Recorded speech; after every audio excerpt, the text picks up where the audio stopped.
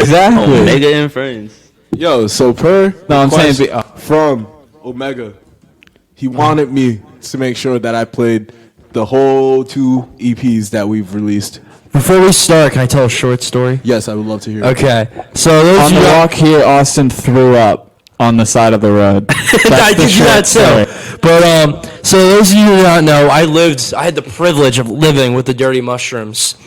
And for every song on both these tapes, I heard them all get recorded 1 million times. I heard Omega rage quit every time he messed up a bass line. Truly a beautiful sound. And it was all around a really good time living with them because I got to see them grow as a band. And when you listen to them, when you listen to each release, you can hear they got a lot better.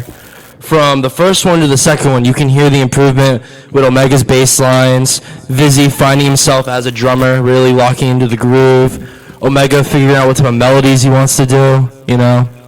I don't know, do they have any recordings with you on them? We have a few. No release? Well, you guys really need to hear Emmett's guitar playing because it's beautiful. Actually, I'm sure. The next record is... The next record, Omega and Viz got big plans for the next record, and I'm very excited about that because I'm going to be playing on that, and I'm going to be producing that record also, which is very, very exciting. Dang. That's hard. Knowing the Dirty Mushroom sound, like, it just gets me real amped to produce it. And people really need to hear your guitar playing because it's beautiful. Thank you. It's like when I hear it, I feel like I hear this mix of like shoegazy stuff with like this really emo Midwest stuff. It just sounds really awesome to me. I mean, that's been big for me lately. Yeah, and then as a pedal nerd, I see your pedal board and I'm like, oh, ooh, your pedals, dude. I honestly just find it really like inspiring when like 3 people could find like that one sound that they're trying to get to, and they could all like put their minds together. Yeah, on some shit. that's so hard to do Like too.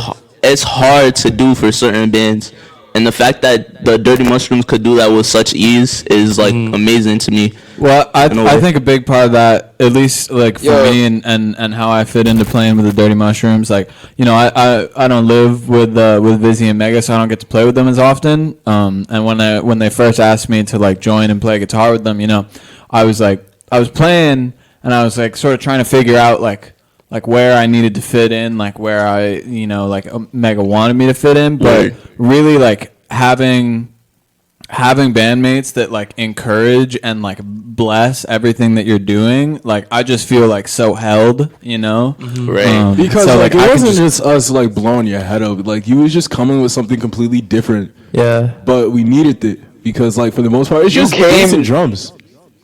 What was you saying? You came.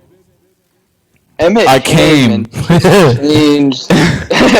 Emmett came and changed like what I thought I wanted the guitarist to do, because you know we had some difficulties with our first guitarist, whatever.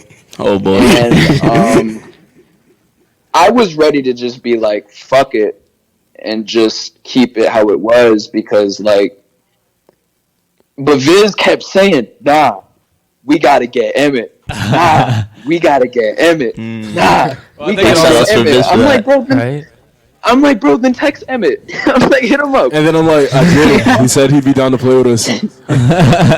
Yeah, well, I mean, I think it helps coming to like a group where like that is already like so strong as a duo, like, and any of the songs like fucking rip, like they hit just as hard, you know, just as a duo. So that's like a blessing to come in and just and to be like encouraged to do, you know, what feels natural, what feels right for me, and to have that mesh, like, yeah, it's an honor and a privilege. Something I like about listening to the Dirty Mushrooms is you have Omega's bass, which is like this really raw and grimy, like just sound, you know, and then you have Vizzy, who's super percussive and he's crazy, and then your guitar playing is like this twinkly icing on the cake, and it just makes it more listenable to like a mainstream audience. It really has like melody. Baby, mainstream. Yeah, making those pop records. Yeah. Like, and you know what? I'm gonna release all of like the before raw, like the straight up like I have the whole 20-minute jam of us creating Waiting when my string broke and we played it for the first time. You literally I hear this have- nigga go, my string's broken. I have the first time we played Puzzle as a group. You know, I'm gonna release all them. Yo, listen, Let me we're getting down to time. Omega, you wanted me to play both of these tapes. I have like 15 minutes left on the air here. So, what do you want? yeah. What do you Yeah, want we to should hear? quit Raw? talking about the Dirty Mushrooms and You start wanna hear listening Raw to the or Death Dirty to Mushrooms. Vagapunk? He played Death to Vagapunk last week. Let's play Raw. Yeah, do Raw. Yeah, Monday let's Night play Raw. Raw, bro. Let's play Raw.